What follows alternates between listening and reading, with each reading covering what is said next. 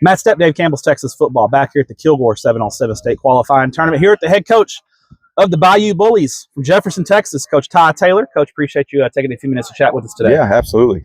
First game against Lindale, a really good game. Couple of good teams going at it. You guys lost a close one. First game of 7-on-7 of the year. Yeah. Probably some positives and some negatives to take from it. Yeah, absolutely. I mean, we got an eighth grader and a freshman starting at corner over there, and then sophomores all over the field. And so, it's just one of those things today. What our message is this is a culture check for us today, and to kind of see where we're at and see areas where we need to grow and identify those things. And so that's really what we want to take away from today.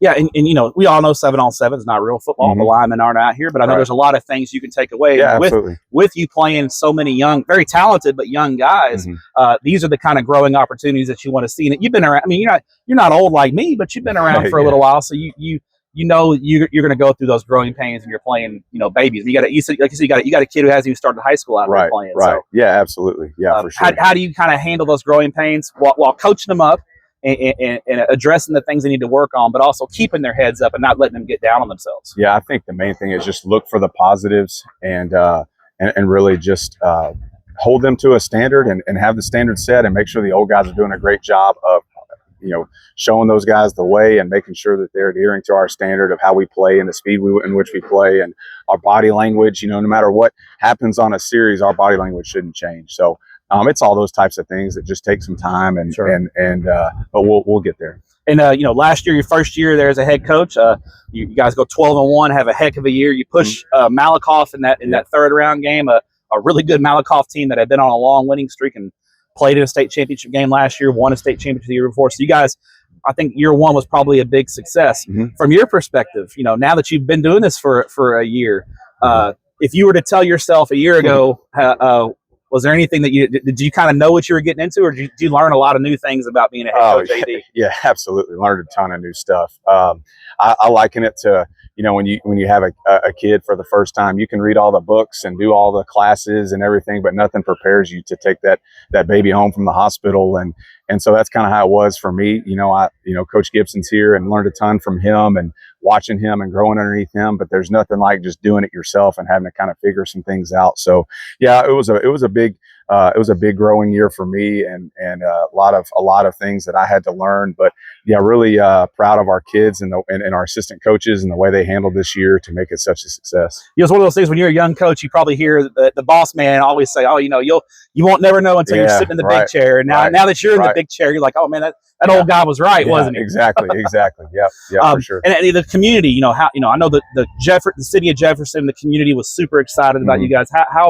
How just humbled and proud of you that the community supports you guys and got behind you guys so much last year. I mean, that's one of the things that makes Jefferson such a special place is our community and the people there. They're awesome. It's a cool town too. Yeah, it really is, and big time supporters of what we're doing, and they're just I can't say enough about them. I mean, they show up and support us, all of our athletic programs, and just do a great job of supporting our kids and being there for them. So I'm really proud to be a part of that community. And we got the tent back there. It says Bayou Bullies on it. Tell us about the Bayou Bullies mentality. So when we got here last year, we're kind of like, man, we need something like that's just ours. There's a lot of teams, especially in East Texas, that are Bulldogs.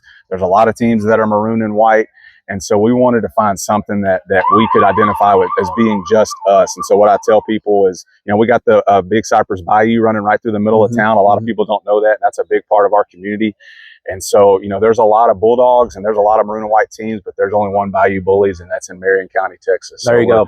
It's just something to kind of give us an identity and be able to set our kids kind of latch on to it. Yeah, they latched onto it. Our community's latched onto it. My son's Little League basketball team was the Bayou Bullies. My other son's T-ball team is and I didn't. That was on them, and so anyway, it's been cool to see that. I need a Bayou Bullies T-shirt, Coach. I need one. I got you. Now, looking ahead to 2025, you mentioned there's going to be some youth this year, and you were 12-1, so people are going to be gunning for you. Yeah. What are some areas of your ball club that you're feeling good about? You got some experience coming back, and maybe some areas where, hey, I need to see some of you young guys take that step this summer. Yeah, for sure. I mean, our linebacker core is going to be super talented. We're led by the district defensive MVP.